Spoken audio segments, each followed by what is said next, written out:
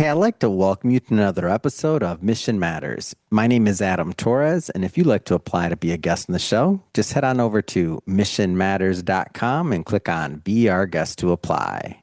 All right, so today I have Mina Ingelgem on the line, and she is a partner over at Capital. And this episode is part of our Milking Global series, where we bring you the best of those that attended and that participate in the Milking Global Conference over in Beverly Hills that took place this year. Mina, welcome to the show. Thanks for having me, Adam. All right, Mina. So lots to talk about today. So I definitely want to get into what you're doing as a partner over at HV Capital and really talk about HV and Capital altogether, which I understand is one of the largest European multi-stage VC funds. But before we do that, let's get into the Milken Global Conference. So first off, have you been in the past or is this your first time attending? Just give me some of the backstory, please. Absolutely. No, it was my first time. Very excited to have been Welcome. there. Thank you. Fantastic. I mean, fantastic effort, fantastic scale, incredible speakers. What was also very nice and helpful to see is that there's a special research route which is really connected to European competitiveness and technological innovation, which is what I spent the last 11 years working on here. So it was great to see that the Institute is picking that up as a topic and working alongside local and international partners to really further that cause, obviously very near and dear to our hearts Mm, out here. mm. So really applaud them for bringing some fantastic companies, speakers from Europe, and then connecting them with the local ecosystem over in the US to open up the conversation. That was fantastic to see. Yeah, it's one of my favorite conferences of the year. I definitely do not miss it. It's like a little reunion. So hopefully you come back next year and you're going to see a lot I of the hope same so. people and a lot of you're like, wait, wait a minute. Everybody's back. So it's a lot of fun. Well, let's see. Let's switch it up a bit here. So I definitely want to get into HV Capital and the work you're doing there. But before we do, I mean, how did you get started in this business? Like, where did that start for you? Great question. So I started actually all the way back. It's actually more than 11 years now. It's almost going on to 15 years. First, I was a service provider to the private equity industry, then moved on to a local private equity fund, which was a daughter company of Warburg Pincus. Spent a lot of time working with bootstrapped European businesses. And then over time realized, okay, there is so much capital, there's so much rather talent here, so much technological innovation, but the real bottleneck for some of these companies is really capital. So they stay bootstrapped, they stay Hmm. local. There's not as much of a deep and diversified financial market as you do in the US. And that's really Hmm. what's holding a lot of these companies back. And so I had the opportunity to join a fund here called Dawn Capital back in the day. And I figured, what's a better way than this to stay at the forefront of innovation, try to help some of these companies to go global, go multi-country, hire Mm. talent that, can really propel them to be global champions. And it's not an easy journey, but it's been very rewarding. And at Mm. HB, we try to be maybe a little out there. We were investing in, hardware and rockets and Hmm. nuclear fusion before many of our counterparts here in Europe did. And so we're very pleased to see that, the market has caught up to that and there's a ton of excitement about these sectors and fantastic companies getting started in Europe and hopefully becoming global over time. What do you like working with these types of, or why do you like, what do you like about working with these types of businesses and really kind of being in the trenches there with the entrepreneurs and helping to provide the capital and to fuel that growth, like you're mentioning? Like, what do you enjoy about that?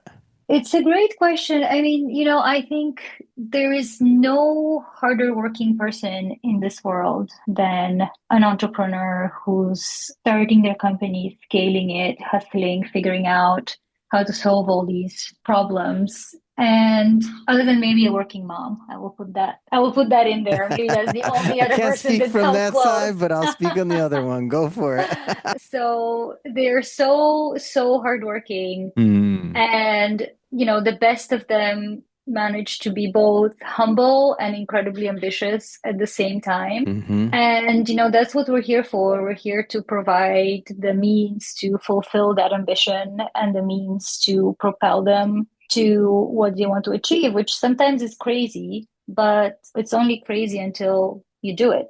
And Hmm. then it's not. So, it's just being exposed to that energy trying to figure out together with them what's the next best move, obviously leveraging my network, our network as HV Capital, the experience we have over the last 25 years, and really seeing things move. There's nothing more satisfying than that. I recently helped this company that I've been tracking for a really long time make a very important hire through my network. And it just felt, it's like these little dopamine hits that you just feel, Mm, okay, this is happening. Like it's made a difference. He's going to really help them expand their go-to-market motion and so on. So it's a lot of those kind of hard-earned, exciting moments. yeah. And what I also enjoy is that, founders, they tend to be quite lonely. It's a hard job being a CEO, especially of a company where everything's moving all the time. So you also need to be have some empathy, have some, Hmm. emotional intelligence, and actually just be there also on a personal level when they're starting to burn out.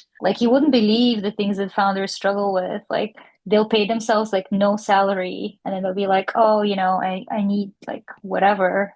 And then you're just like, okay, well, just like pay for it, like pay yourself a little more. It's very Mm, interesting working mm. with very technical people who are very passionate about something, but maybe slightly less attuned to other parts of life where you can also make life easier for them so they can Yeah. focus on their company. It's amazing. Talk to me about European competitiveness and innovation. So, like, what is exciting you right now in Europe when it comes to tech or otherwise? Like, what excites you? Absolutely. Great question. So I'll start by saying that, we've always had incredibly strong talent over here and a very, very strong innovation cycle. So great R&D, great ideas, great science. And then historically, we just haven't really had the means or to some degree, potentially historically, even necessarily the ambition to fully realize that. And I think what's exciting to see on a more macro scale is that now, every bright graduate that's coming out of the top universities, they don't want to go and work for a bank or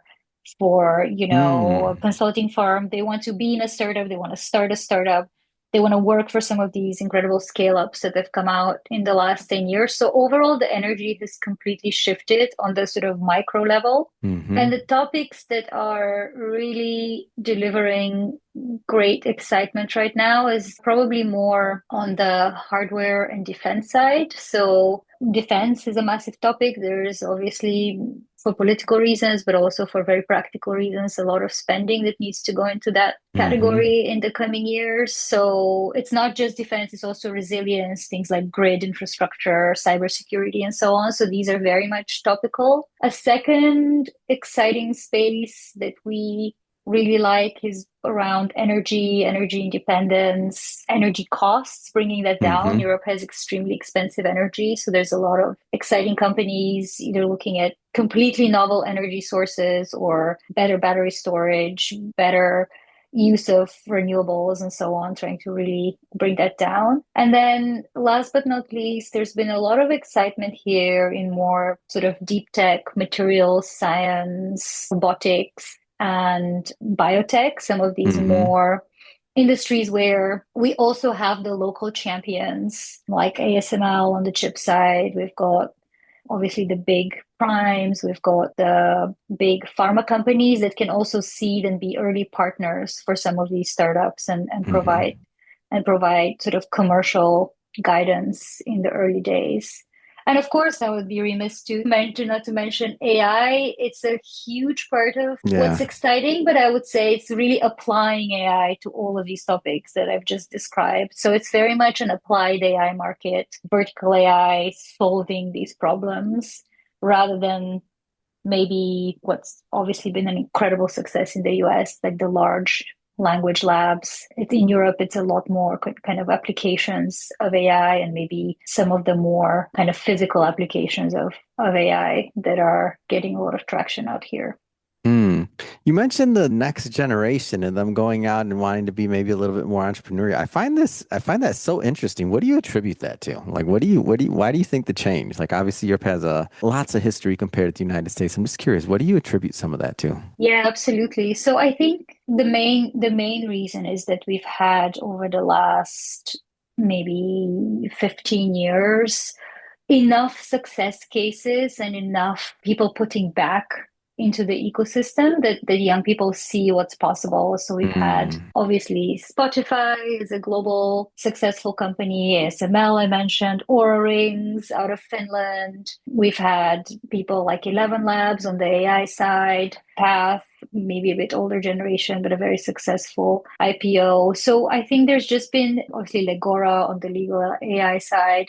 There's Mm. just been enough examples of venture-backed companies that get very, very big, make people very, very rich, and enough people that, young graduates or young people would admire who rather prefer to do this with their lives than anything else. And Mm. then I would say just the access to and awareness of entrepreneurship has become a lot more mainstream. Every major Mm-hmm. university has an entrepreneurship program. The general news would be reporting on companies like Revolut or TransferWise or any of these large venture-backed successes. So it's Yeah. become more of a kind of mainstream culture phenomenon. And there is a little bit of a maybe like slightly dystopian angle to it, which is Yeah. this belief in of Gen Z and maybe younger people that essentially if I don't build a business and if I don't look after my livelihood, like getting a job or having a stable employment is such a risky bet these days that people I think are like, okay, I might as well just bet on myself Mm. and build something because I think the job market is terrible and job security is not really there for me anymore in the way that it might have been 20 years ago, which is slightly dystopian, but hopefully it's, Mm. propelling people to build things that we really, really need and that will, in some small or big ways, change the world. Mm, it's amazing. So, Mina, before I let you go, I have a random thought for you. You're gonna laugh. Okay. So today they did this big update in the US, or maybe it was yesterday, but I got my update today from Google Health where they took away my Fitbit app. And I was like talking to somebody this morning. I'm like, I'm so upset. Like years of data, all this trash. And I'm like, you know what? I should get one of those Aura rings or something, but I don't know anything about it. And then they were like, okay, yeah. So I tabled it, and here you go, talking about Aura rings today. There Do you you go. know It's I a Finnish company. let me People don't know this. let me Yeah. explain something to you. I'm going on 7,000 interviews, and this is the first time anybody's ever mentioned an Aura ring on my show. So I'm gonna take that as a sign that I'm supposed to get one. Yeah, there you go. I think out of 10 people I meet these days, at least like four or five will have one on their Yeah. on their finger. It's Go crazy. figure the old Google to take over Fitbit and do this. I'm switching to Aura. That's it. It's done. I already threw There out you my go. Fitbit. I'm fed up. So, It's your sign from the so, universe. There sorry, you no, a go. sign from you. So it's now okay. So I told you I had a slight diversion, but no, seriously, it has been absolutely wonderful having you on today. I learned a lot, and thank you for the vantage point. And that being said, if somebody wants to follow your work, or follow the work of HV Capital and connect, or otherwise, how do they do that? How do they follow the journey? Yes, please find us on hvcapital.com and also feel free to look me up on LinkedIn and connect there. Fantastic. For everybody listening, just so you know, we'll definitely put some links in the show notes so that you can just click on the links and head right on over. And speaking of the audience, if this is your first time with Mission Matters and you haven't done it yet, hit that subscribe or follow button. This is a daily show.